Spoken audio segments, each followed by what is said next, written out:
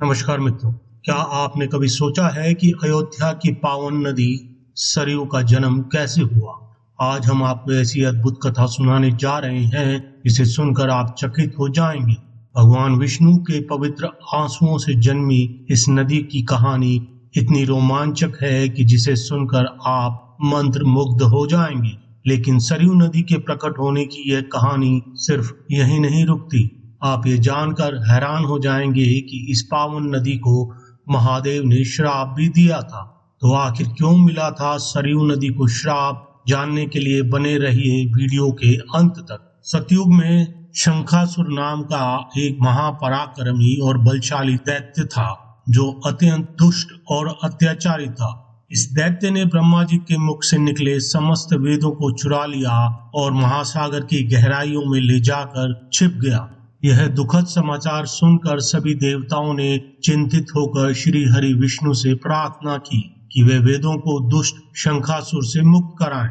भगवान विष्णु ने दयालुता दिखाते हुए मत्स्य स्वरूप धारण किया और मत्स्य अवतार लेकर तुरंत महासागर में छलांग लगा दी।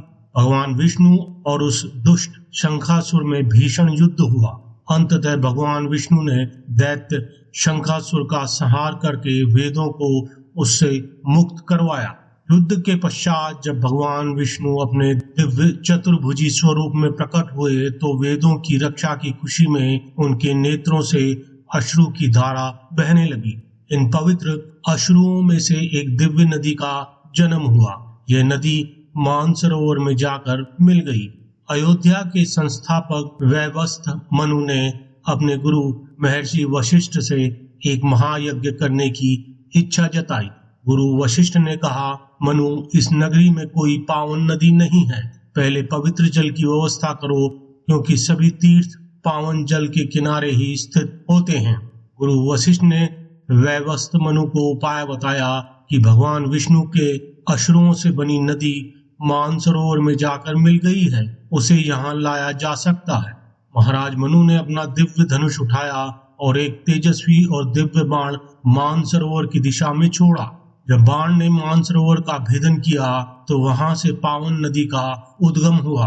यह नदी बाण का अनुसरण करते हुए अयोध्या तक पहुंची। बाण के सर का अनुसरण करने के कारण ही इस नदी का नाम सरयू पड़ा। उत्तर रामायण के अनुसार एक दिन ब्रह्मा जी ने कालदेव को प्रभु श्री राम के पास भेजा और उनको आदेश दिया कि वे प्रभु राम से कहें कि उनका पृथ्वी पर निर्धारित समय पूरा हो गया है। कालदेव साधु का वेश धारण करके अयोध्या पहुंचे और प्रभु श्री राम जी से गुप्त चर्चा की। गुप्त चर्चा से पूर्व प्रभु श्री राम ने लक्ष्मण को आदेश दिया कि कोई भी इस कक्ष में प्रवेश न करने पाए, अन्यथा मृत्यु दंड मिलेगा। तभी क्रोधी दुर्वासा ऋषि अयोध्या नगरी पधारे और तुरंत भगवान श्री राम से मिलने की जिद करने लगे। तब लक्ष्मण बड़े ही धर्म संकट में फंस गए। एक और भाई की आज्ञा का पालन करना है और दूसरी ओर क्रोधी ऋषि दुर्वासा के श्राप का डर। अंततः उन्होंने कक्ष में प्रवेश किया। भगवान श्री राम ने अपने वचन से मजबूर होकर लक्ष्मण को देश निकाला दे दिया। लक्ष्मण ने सरयू नदी में प्रवेश किया और अपने वास्तविक रूप शेषनाग के रूप में वैकुंठ चले गए। अपने भाई लक्ष्मण के जाने के बाद भगवान राम ने भी संसार को त्यागने का निर्णय लिया। उन्होंने अपना सारा राजपाट अपने पुत्र और अपने भाइयों के पुत्रों को सौंप दिया और सरयू नदी में जल समाधि लेने के लिए चले गए। जैसे ही भगवान श्री राम सरयू नदी के भीतर गए तो वह अचानक से अदृश्य हो गए। फिर कुछ समय पश्चात नदी के भीतर से भगवान विष्णु प्रकट हुए।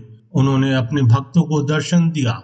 इस प्रकार भगवान राम ने भी अपना मानवीय रूप त्याग कर अपना वास्तविक रूप धारण किया और बैकुंठ लौट गए।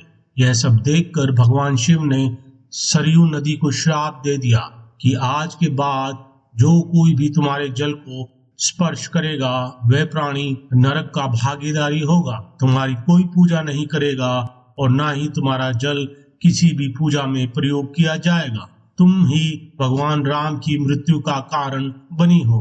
भगवान शिव का श्राप सुनकर सरयू नदी बोली, हे प्रभु, भगवान श्री राम ने स्वयं अपनी इच्छा से जल समाधि ली है, इसमें मेरा कोई दोष नहीं है। तब भगवान शिव ने सरयू नदी को कहा मैं तुम्हें बस इतनी छूट देता हूँ कि जो कोई भी तुम्हारे जल को स्पर्श करेगा तो उसे पाप नहीं लगेगा, ना ही उसे कोई पुण्य प्राप्त होगा। तो इस प्रकार सरयू नदी का ये श्राप आज भी लागू है। तो मित्रों, यह थी सरयू नदी की संपूर्ण कथा। भगवान विष्णु के आंसुओं से जन्मी अयोध्या नगरी को पवित्र बनाने वाली, राम लक्ष्मण की जल समाधि की साक्षी और शिव के श्राप वाली नदी। ये कहानी हमें सिखाती है कि धर्म के पथ पर चलना कभी कभी कितना कठिन होता है। इसी के साथ ये वीडियो यहीं समाप्त होता है। दोस्तों, अगर आपको ये वीडियो पसंद आया है तो इस वीडियो को लाइक करें, शेयर करें।